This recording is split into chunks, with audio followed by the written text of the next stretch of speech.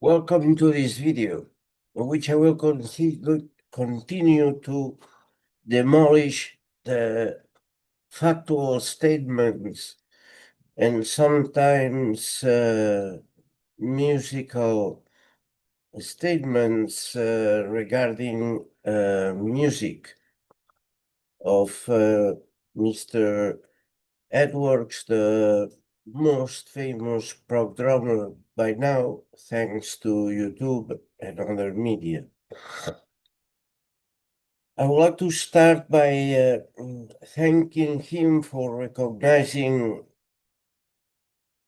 some of his slides in the past, which he doesn't recognize very often to his critics, which is an unfortunate ethical issue.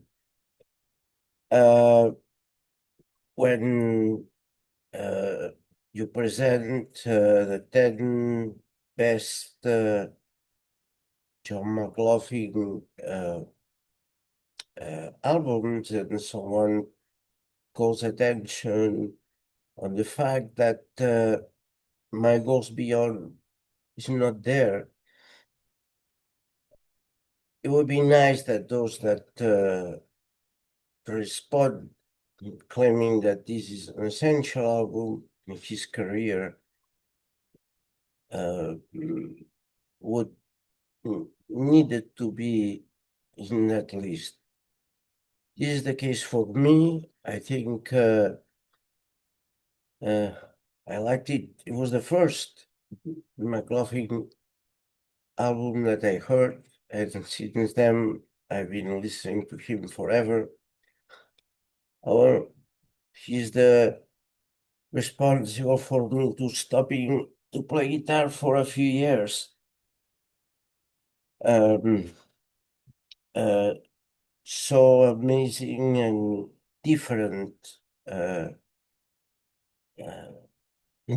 he appeared on that album, in spite of the Orientalism that I don't espouse, both because you don't solve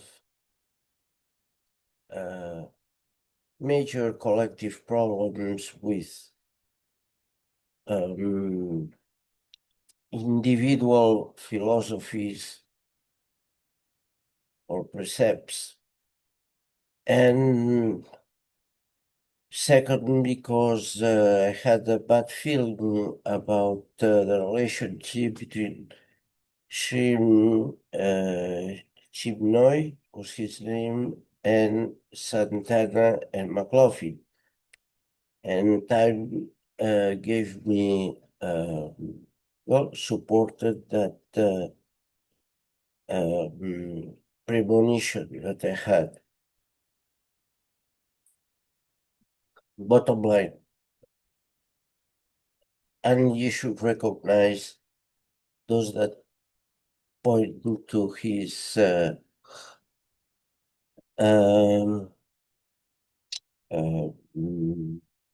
would say overlooked pieces of music that are essential in a given context.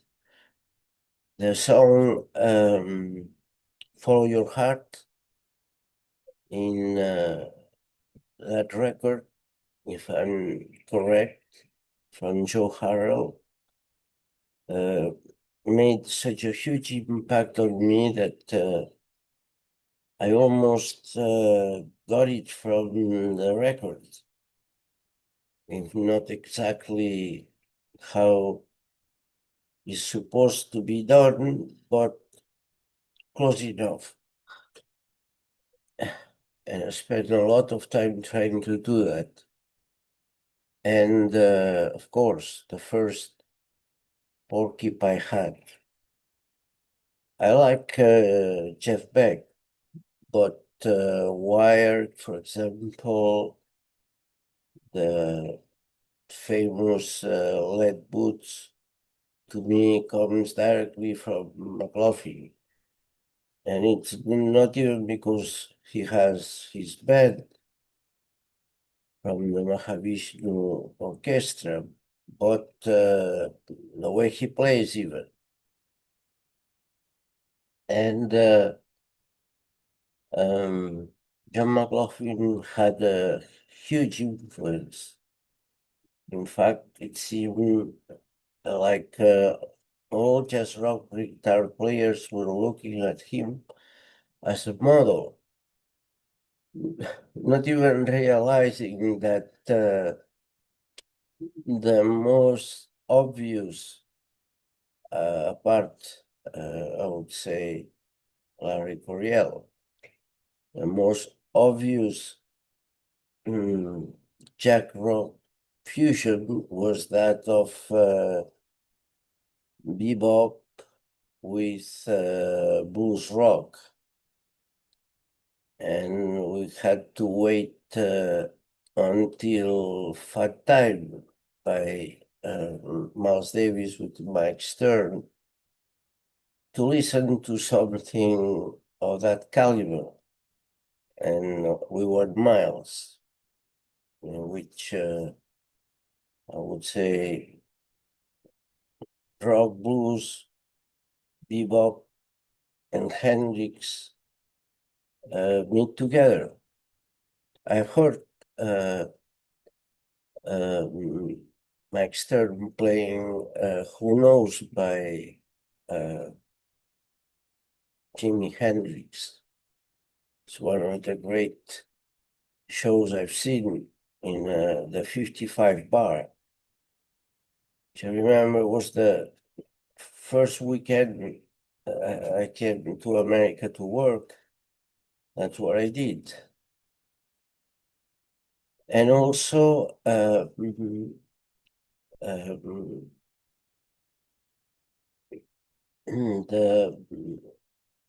well, besides that rendition, Mike Stern has been quoting Hendrix here and there. So let's go into the second point I wanted to make, which is mm, the exaggeration of the benevolence of the British Empire. His acknowledging of the British Empire bad deed, so to say, is not a real, I would say, felt apology or acknowledgement. Because his reason is, oh yes, the British Empire was so bad, but so were others. And when you start thinking of it, such and such did such atrocity, and because we did, why we are still better? So at the end of the day, we are the best of the empires or the ex-empire. Sometimes it seems that the issue that UK is not an empire anymore doesn't really sink. It's beyond sense of reality. I know nobody likes to be displaced from the top, but come on, it's been already close to a century. And with empires come a lot of terrible human rights violations so far. Another mistaken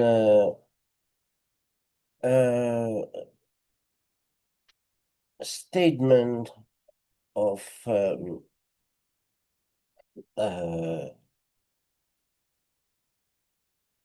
the great drummer Andy, is that he seems to attribute so many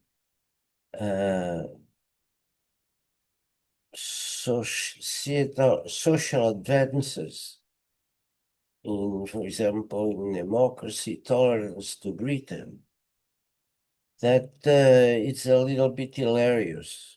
It's almost candid. It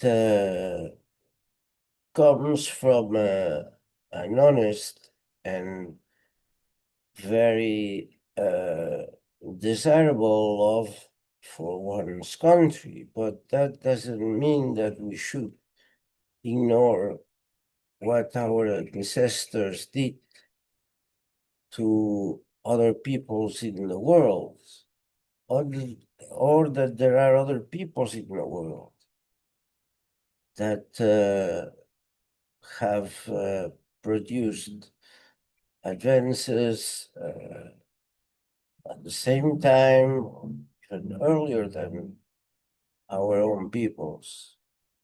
And that's second in the history of life in this planet, excuse me, or even minor time difference in the history of human civilizations. Unfortunately, starting in a place that now is basically at war between the Tigris and the Euphrates rivers. So I will give you some examples of what could be proto-democratic institutions that were tolerant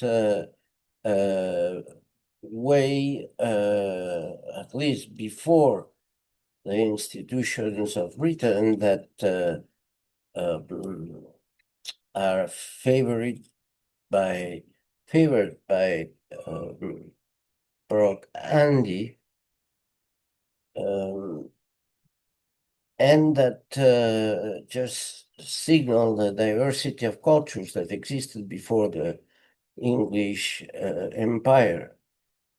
Many of them eliminated by European empires, including the English.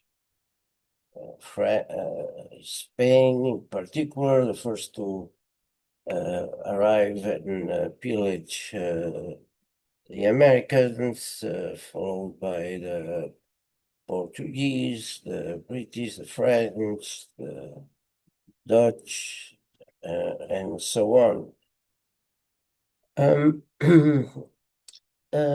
Some historical examples. I start with the one I favor most because the availability heuristic is emotionally close to me, but that in reality was one of the first in the 11th century.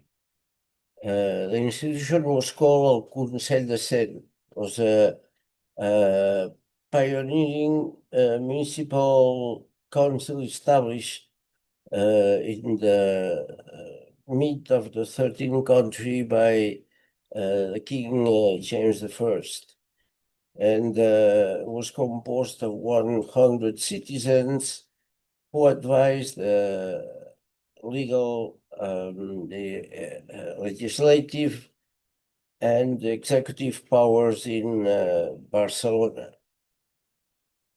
There was many mechanisms that showed the tolerance for different opinions. For example, the representation of different social classes, the merchants, the artisans, the nobility, and that began to show a pluralistic approach to governance. It also had the legal framework, Els Usatges de Barcelona, that come from the 11th century and that were quoted by the great musician, cellist from Catalonia, Pau Casals, that every classical mm, student of cello knows, as he transcribed back for cello. And these laws balance the feudal power against the emerging capitalist interest of the urban classes, in particularly the middle employers and self-employed petit bourgeois artisans. So there was this rule-based conflict resolution. There was also trade and openness, which put Catalonia in contact with cultures with different means of dealing with conflict resolution. And unfortunately, as it happens in the history of Catalonia, its relationship with Spain, usually violent, led to the abolishment after the 1714 war of succession. And that is exactly what occurred. And this legacy influenced the Catalan self-government till today.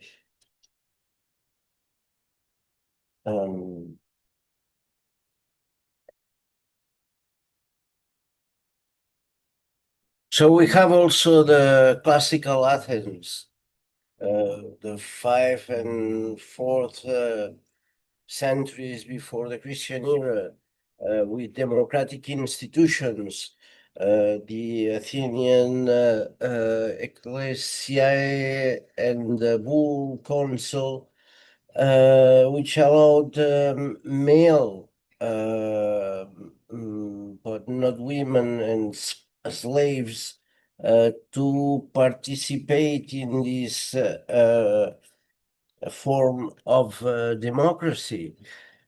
There was tolerance to debate as the traditional philosophical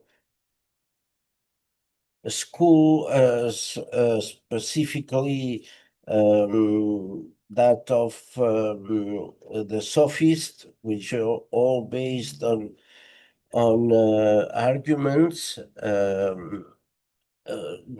favored even Socrates, in spite of its execution. Socrates accusatus fuit, quod juventud et corrumperet.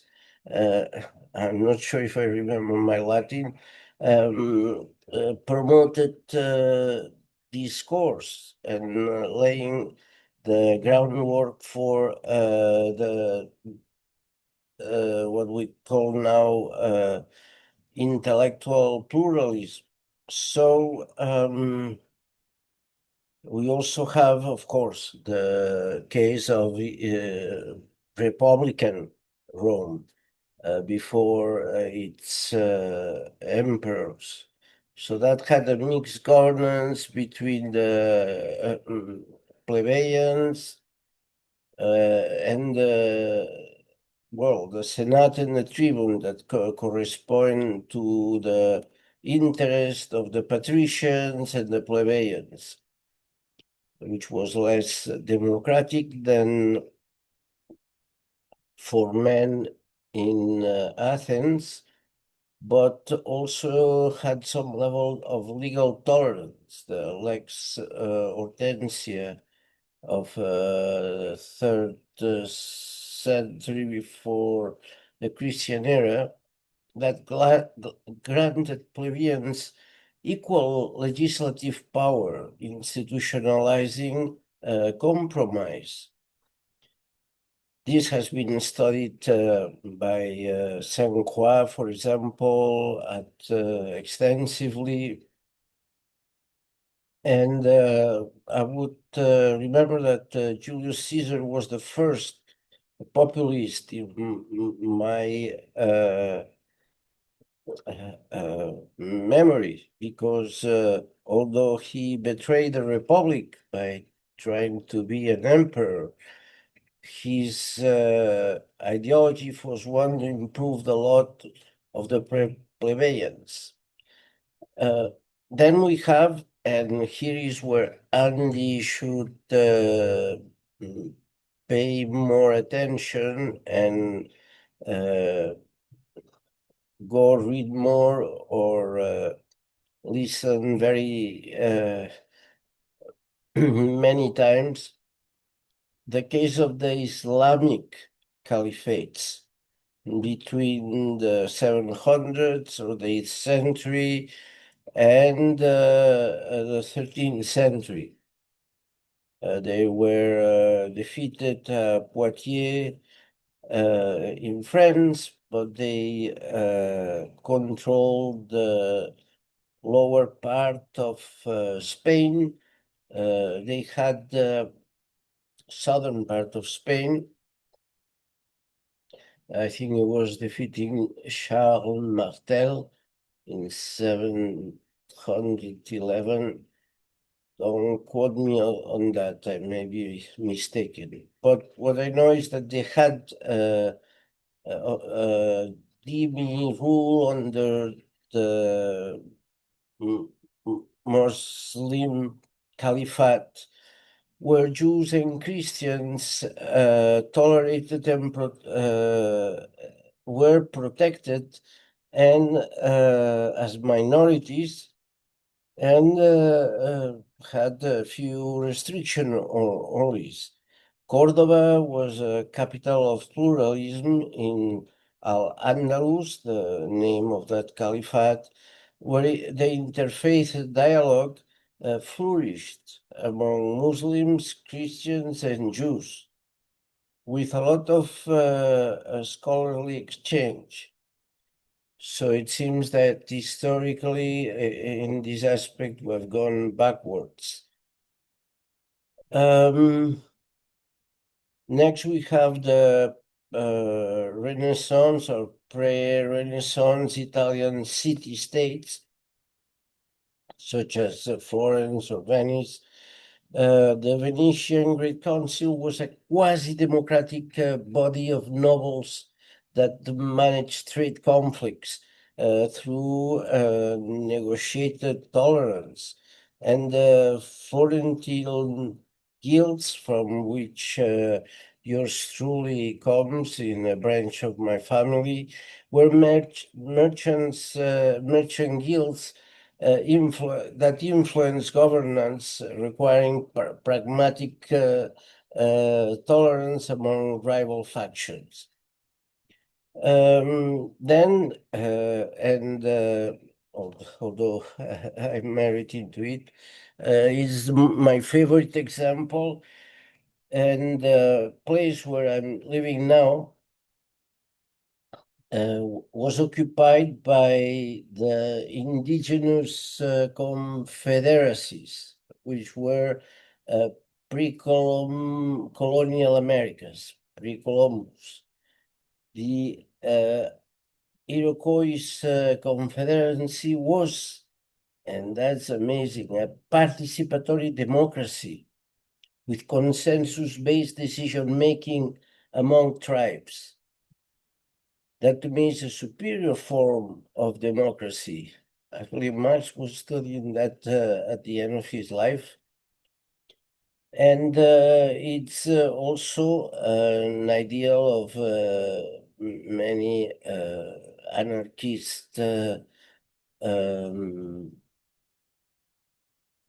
parties or associations around the world, including those of my country, where they held power over the city of Barcelona during a year.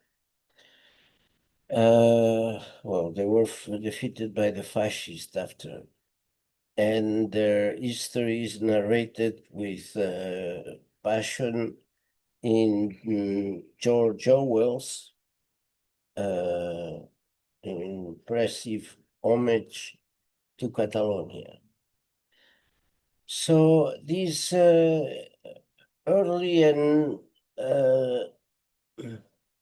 proto-democratic institution have already some tolerance due to trade and urbanization. So coastal cities like Venice, Barcelona, needed tolerance to manage diverse populations that came through maritime modes of traveling. And legal codification is another uh, aspect of these incipient forms of democracy. Elite bargaining, again, like the Conseil de Seine, which mediated between different classes, the feudal nobles, the emergent capitalist merchants in urban areas, and the artisans, which could be thought as petit bourgeois or simple commodity production. And there was a lot of cultural exchange. Centers of learning like Athens or Al-Andalus were well recognized by their tolerance to different ideas. That's how it goes for tolerance. Now, the dramatic aspect is when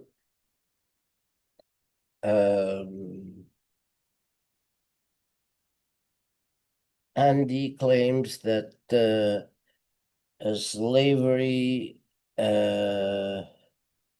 well, that the British Empire was not the worst, even if it did bad things, but all in all, he emphasizes some virtues and it's better than others at the end, and the British culture and society today as well. His candid love for his country is almost moving. It has something of innocence into it. However, I think that we should know what our countries did to others in the past, given that there is a moment in which there is more equality around the world, and that is not forgotten by those that we Europeans and its our shoots did to them. So I think the right thing is to recognize what was done, be aware to not repeat that, pay reparations when possible, and not be arrogant or claiming things that are indefensible, and let them lead. That's the most difficult in culture. But as a jazz lover, since was a little, I accepted and saw that the leaders were Black Americans. So we should be able to accept the leadership of other countries of the so-called South that sometimes include the East of the North. You should accept their leadership and be aware of what we did to them through centuries. In terms of slavery abolition, before the 19th century, where it began to be adopted by the majority of countries that had slaves or benefited from a slave trade, we have France in the 14th century, the beginning, and France was the leader. Louis Diziem declared that France signified freedom, and he abolished slavery in mainland France, although it persisted in colony. This hypocrisy lasted by the UK until the 20th century. Yes, the 20th century was one of the last countries. Then we have to jump from the 14th to the 18th century. So France was really the leader. Portugal abolished slavery in mainland Portugal, but not in Brazil, of course, in the 70s, 60s, 1760s. And then the state of Vermont in 1777 abolishes slavery constitutionally, and it remains the most progressive state in the US by many accounts. Actually, that's where the Bernie Sanders is a senator from. Then we had the 19th century, where most Atlantic abolitions occurred. And here we find Denmark and Norway in 1803, which were the first European countries to ban transatlantic slave trade. So we see already Scandinavian leading in egalitarian policies. Britain in 1807 banned the slave trade, but abolished a slave empire-wide trade in 1834. So what started in 1803, in the 19th century, it took almost 30 more years to be implemented in the British Empire as a whole. And they compensated of course, the owners of slaves, the slave owners, with 20 million pounds, which now would be 1.5 pounds.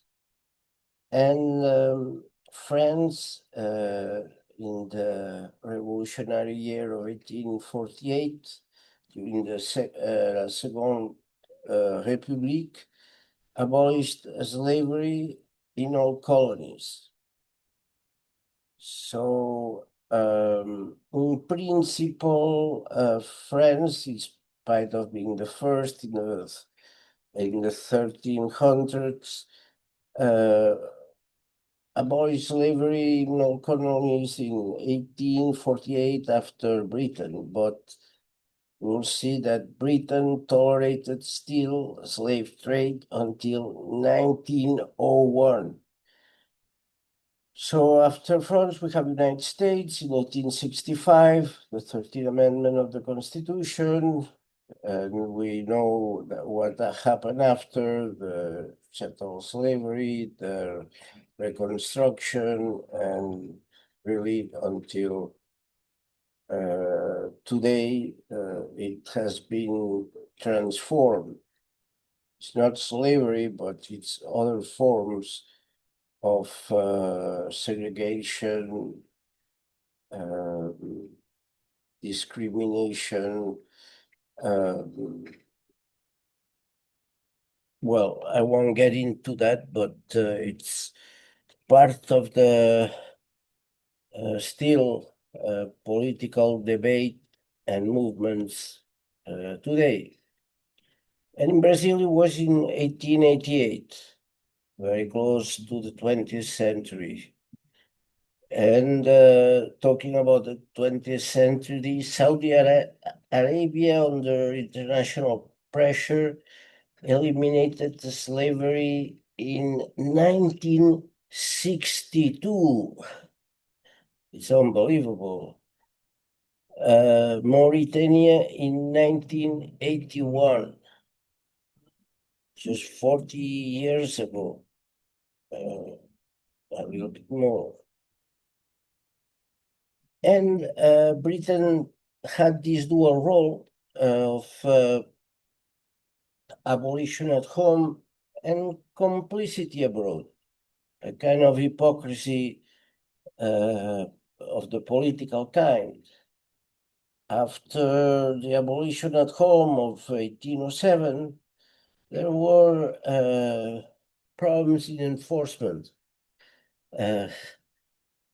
Britain continued to profit from financing and insuring slave ships until under foreign flags, notably Spanish, Portuguese, or Brazilian. And the industrial demands of the British factories relied heavily on slave-grown cotton from the US and Brazil until the 1860s. And there is even more. Anti-slavery, the so-called anti-slavery quadrant of 1808 to 1870s belonged to the Royal Navy that intercepted the slave ships, but often confiscated vessels to slavers. That's all they did. And they did a lot of compensation to slaveholders, especially those paid to British owners, equivalent to 1.5 trillion today, with the free slaves getting 0.00000. And then a place like Nigeria, the British helped slavery persist until 1901. That's already the 20th century. So the enthusiasm by Andy is really very misplaced. That doesn't mean that he may not be correct in his criticism of the potential for progressive change in the country or more egalitarian policies by strictly focusing on identity politics, even if it's a mistake to call that cultural Marxism because it has nothing to do with it. Even the term cultural Marxism seems a little bit oxymoronic. And to me, if there was somebody who might deserve that title, would be the French sociologist Pierre Bourdieu, or in part Antonio Gramsci, but definitely not what these days is labeled cultural Marxism. So you can read more about it in classics such as Eric Williams. Also, I would like to note that IT in 1804 was the first and only a state created by a revolution of black slaves. It led to independence, yet Britain refused to recognize IT until 1825 and demanded reparations. The legitimate commerce approach of the UK was to promote palm oil trade in West Africa as an alternative to slavery, yet its merchants benefited from both. There are many accounts of this process of abolition in the UK that you can follow from the literature, but this was a little bit my summary. My favorite was Eric Williams, but if we talk now about the death toll of colonialism, I wrote a little bit about that following Thomas Spoke from Yale in social science, in medicine, in the last 15 years or so. The British Empire death toll, first we have to count the colonial famines in India of the late 19th and early 20th century, which were provoked. And just between 1880 and 1920, about 40 years,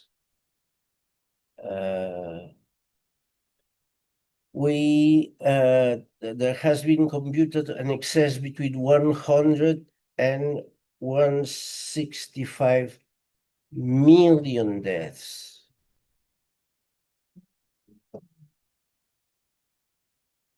Is that something that Andy can swallow? I don't think so. This was a mixture of economic exploitation, resource extraction, the drain of wealth through grain, and the policy-induced famines. The census data doesn't lie. It showed that mortality rate surged from 37.2 to 44.2 per 1,000 persons, with the life expectancy dropping to 21.9 years during the period. This is among the largest policy-induced mortality crisis in history, exceeding by far the combined famine deaths of the Soviet Union, China, or North Korea. Without forgetting that, for example, the Chinese case was not a policy that had a name of famine. It was more complicated than that. The policy itself was not aimed at those millions of deaths. Then we have the Bengal famine of 1943. That's middle of the 20th century. 3 million there starved while Churchill diverted food to British troops, declaring that the Indians were beastly people. I don't know how to qualify that. I'll leave it up to you.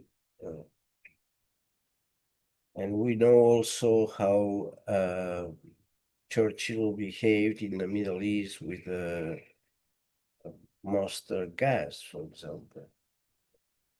I never understood why he was that hero. The Second World War was won by the Soviet Union. Absolutely. And they paid the heaviest price in terms of millions of deaths. One doesn't have to like the system to acknowledge this fact. Then, in terms of atrocities and repression, the Boer War concentration camps of late 1880s to 1902,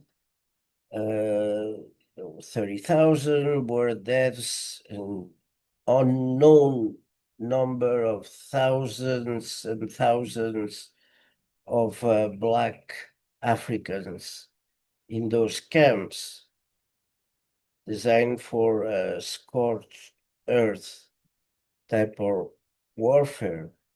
The partition of India in 1947 was 1 million deaths, forced migrations after an arbitrary border drawing. It was so common in the English Empire, the arbitrary border drawing. Then the most conflictive zones in the world today stem from the British Empire. Let's think about it.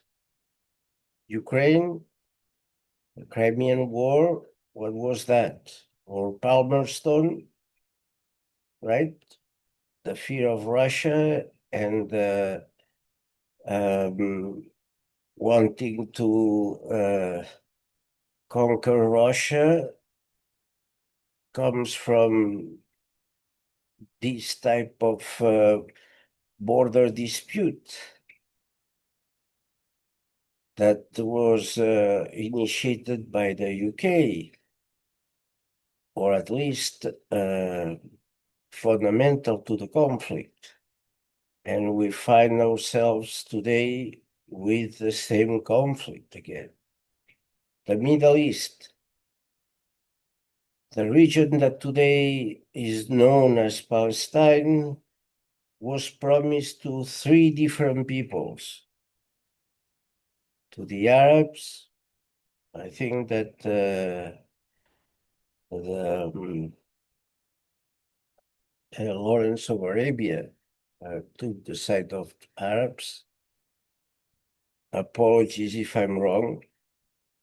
The movie is one of the most violent movies I ever seen, and has some of the best shots too.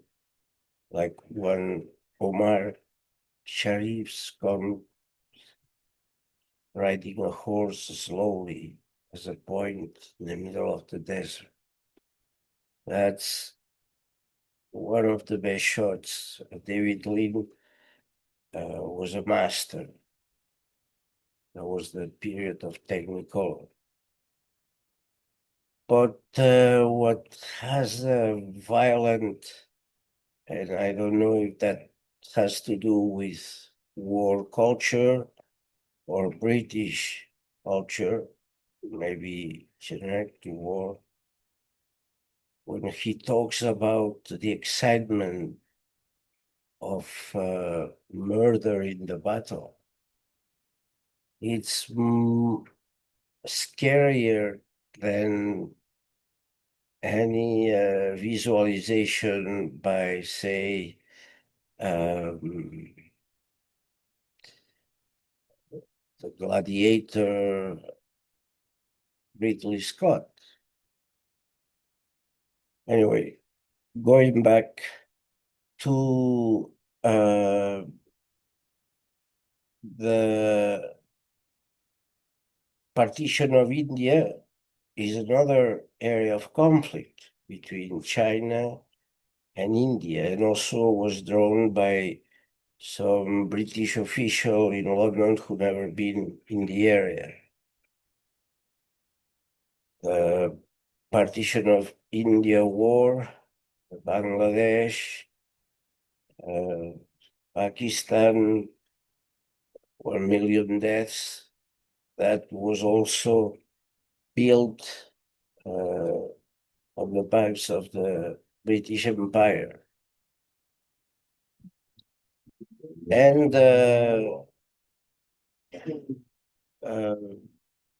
yes, I think it's enough for now in terms of today's conflicts being tied to the British Empire. And we don't count what the British Empire did with China in the Opium Wars. And the Mau Mau uprising in Kenya, that was in the 1950s, is supposed to have killed between 20,000 and 100,000 Kenyan in British gulags, quote unquote. And there is the stolen assets. The economist Utsa Painak estimated 45 trillion US dollars from India between 1765 and 1938. Not a small sum of money, which caused massive impoverishment and starvation. The per capita grain consumption fell in the period between 31%, the period being 1900 to 1946. So here we go. I think that's enough to question some of the positive, uncritical, exhilarating, nationalistic claims and attitudes of Mr. Andy. And it's not a personal issue, obviously. It's just I just want to get the record straight or as close as possible to the truth. I mean, there might be different opinions from different empirical scholars in history, which usually reaches a consensus regarding empirical statements. But I think this is enough for the audience to make their own mind as to who is closer to the truth.